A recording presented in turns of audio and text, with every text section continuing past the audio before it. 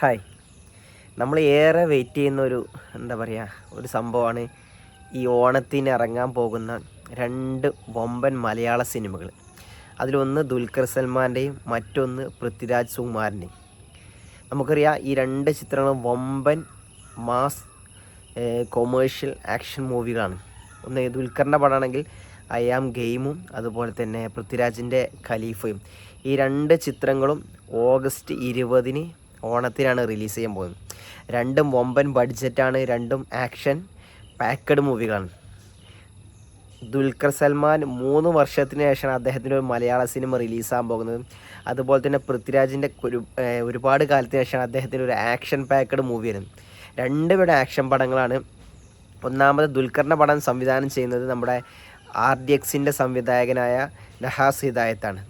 നമ്മുടെ പൃഥ്വിരാജിൻ്റെ സിനിമ ചെയ്യാൻ പോകുന്നത് നമ്മുടെ ടർബോക്ക് ശേഷം വൈശാഖാണ്.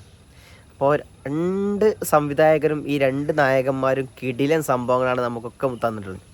പിന്നെ വേറെ കാര്യം പറയാനുള്ളത് എന്താ വെച്ചാൽ, RDX എന്നൊരു സിനിമ ദുൽഖറിൻ്റെ ആ ഒരു ടൈമിൽ തന്നെ ഇറങ്ങിയ കിങ് ഓഫ് കോത്തയെ പരാജയപ്പെടുത്തിയിട്ടാണ് RDX വൻ വിജയമായത്, അതും യൂത്തന്മാരെ വെച്ചിരുന്നു. അപ്പോൾ ആ പുള്ളിയുടെ ഒരു കഴിവ് വേറെ തന്നെ, അതായത് ഈ നഹാസിൻ്റെ ആ ഒരു സംഭവം എന്തായാലും നമുക്ക് ഈ ചിത്രത്തിൽ കാണാൻ പറ്റും. അതുപോലെ തന്നെ പൃഥ്വിരാജ് ഒരുപാട് കാലത്തിന് ശേഷം ആക്ഷൻ ചെയ്യാണ്, അതും പോക്കിരാജിക്ക് ശേഷം വൈശാഖും പൃഥ്വിരാജും കൂടി ഒരുമിക്കണം. ഈ ഖലീഫയിലാണെങ്കിൽ പൃഥ്വിരാജിനെ കൂടാതെ ഒരു ക്യാമിയോ റോള് നമ്മുടെ ലാലേട്ടന് വരുന്നുണ്ട്.